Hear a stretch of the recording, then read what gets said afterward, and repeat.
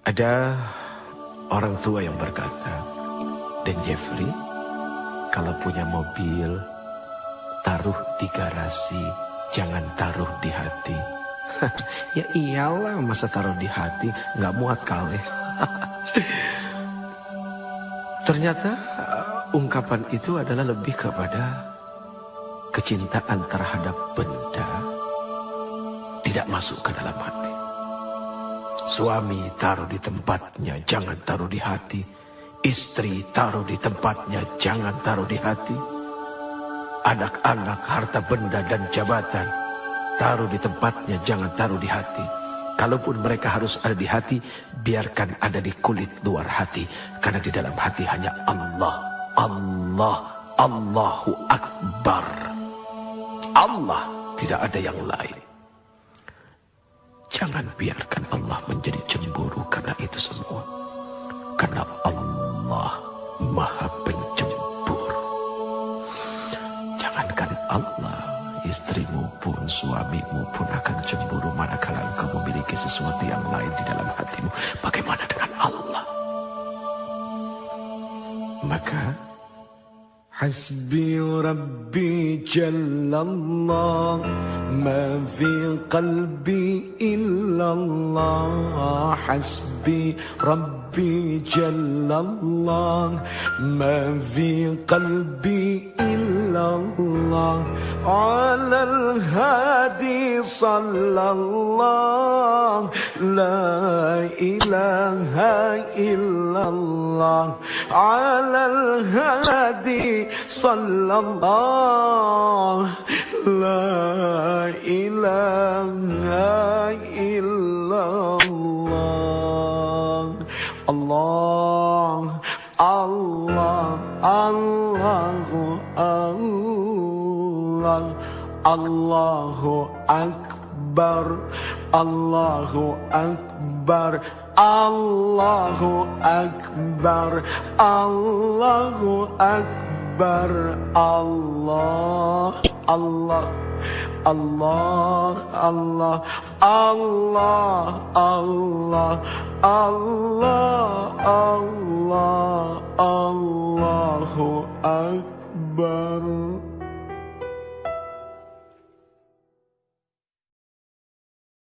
Istighfar adalah meminta ampun kepada Allah. Seorang Rasul saja, Muhammad bin Abdullah alaihi salatu wassalam, beliau masih meminta ampun kepada Allah. Bahkan beliau bersumpah, demi Allah, sesungguhnya aku setiap hari senantiasa beristighfar dan memohon ampun kepada Allah. Padahal sudah jelas seorang Rasul sallallahu alaihi wasallam, al-ba'tsun, orang yang dijamin surganya oleh Allah, masih meminta ampun kepada Allah. Berarti jelas memohon ampun adalah wajib.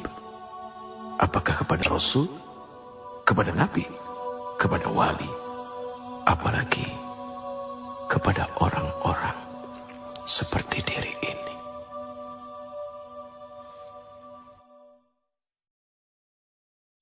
Ada kejadian cukup lumayan lucu, tapi mendatangkan hikmah yang sangat luar biasa besar. Sekali waktu Allah Subhanahu wa ta'ala izinkan kami berangkat berumrah menuju Baitullah, kemudian berziarah datang kepada Rasul sallallahu alaihi wasallam. Begitu sampai di dalam masjid, tiba-tiba diri ini tanpa sengaja melihat seorang laki-laki, orang Indonesia yang bekerja menjadi, apa ya istilahnya, marbot kali ya. Persisnya adalah orang yang suka membersihkan masjid. Kemudian terjadi obrolan, Assalamualaikum, Waalaikumsalam.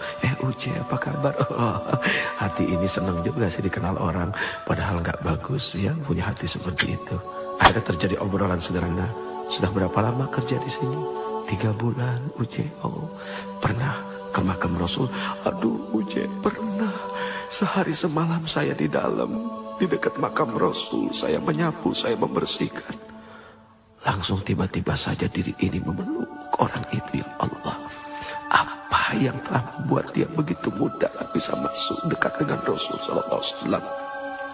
Sementara kami yang berulang kali bolak-balik datang berhaji berumrah, tapi begitu sangat sulitnya untuk mendekati Rasul. Ada apa? Akhirnya duduk di raudhah berfikir. Allah berikan jawaban. Oh, ternyata kalau ingin bertemu dengan Rasul, tidak usah bawa uang, bawa pel sama sapu. Bingung kan? Sapu. Hanya dengan membawa sapu dia bisa sedekat itu dengan Rasul.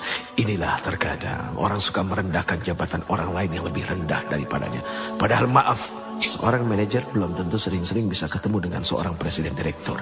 Malah office boy-nya yang hampir setiap hari ketemu dengan presiden direktur. Bahkan bukan tidak mungkin seorang office boy bisa duduk di kursi presiden direktur ketika dia ngebersihin kamarnya. Ini kan subhanallah, perkara sederhana. Sapu, apa arti sapu? Sapu itu punya sifat membersihkan. Berarti bagaimana kita menyapu hati kita dari dengki, dari iri. Ternyata itulah yang membuat seseorang bisa menjadi dekat dengan Rasul. Hanya orang-orang yang hilang dengki dan tidak punya iri dan senantiasa bersyukur dengan apa yang Allah berikan. Kemudian bermujahadah, senantiasa istiqamah dalam ampunan, taubatan nasuha kepada Allah, hanya kepada Allah. Itu yang akan membuat dekat dengan Rasul sallallahu alaihi wasallam. Ya Rasul, diri ini rindu kepada Engkau. Semoga kami menjadi orang-orang yang didekatkan dengan Engkau. Lalu kedekatan kami kepada Engkau menjadi kedekatan kepada Allah Subhanahu wa ta'ala. Ya Allah, ampuni kami dengan segala kekotoran hati kami dan perasaan merasa paling baik daripada yang lain. Subhanallah, Maha Suci Engkau ya Allah. Semoga kita dijadikan orang-orang yang pandai mensyukuri apa yang telah diberikannya. Contoh kecil, sekali waktu ada seorang pedagang yang didatangi seorang pembeli, kemudian dia membeli sesuatu yang nilainya kecil saja.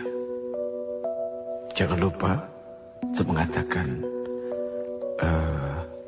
enggak segini kan? Itu kalimat canda kepada Allah. Daripada harus dikeluarkan satu kalimat, masa segini? Itu tanda dari tidak bersyukur dengan apa yang telah diberikan. Manusia wajib bersyukur karena Allah Subhanahu wa ta'ala telah berikan modal yang besar kepadanya. Kalau ada orang yang mengatakan bahwa dirinya tidak memiliki modal, siapa bilang? Mata adalah modal yang dahsyat.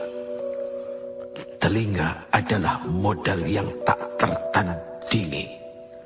Mulut adalah modal yang sangat berguna. Bagaimana dengan akal, pikiran? Sudah pasti itu bisa menjadi modal kekuatan hidup dunia dan akhirat. Terima kasih, terima kasih. Ini satu ungkapan ucapan ketika seseorang diberikan sesuatu oleh orang lain. Terima kasih. Tahukah engkau apa sesungguhnya dari arti terima kasih itu sendiri? Terima kasih. Kalau sudah terima, jangan lupa ngasih. Tidak ada ketika orang diberi kemudian lalu mengucapkan terima simpen dia, tidak. Tapi terima kasih artinya ketika dia sudah menerima, dia berjanji akan mengasihi. Dan ketika mengasihi sudah pasti dengan kasih. Tidak ada caci maki, tidak ada penyesalan, dan semua diberikan dengan lapang dada. Barang siapa yang senantiasa memberi, maka dia tidak akan pernah menjadi orang miskin di dunia dan di akhirat. Seringkali orang menghindar dari yang namanya ujian. Bahkan ketika berdoa pun seperti itu, ya Allah, jauhkan kami dari segala macam bentuk ujian. Padahal kalau dipikir-pikir, ternyata yang namanya ujian itu untuk naik kelas. Nggak usah jauh-jauh, lihat saja. Ngapain capek-capek kita menyekolahkan anak kita.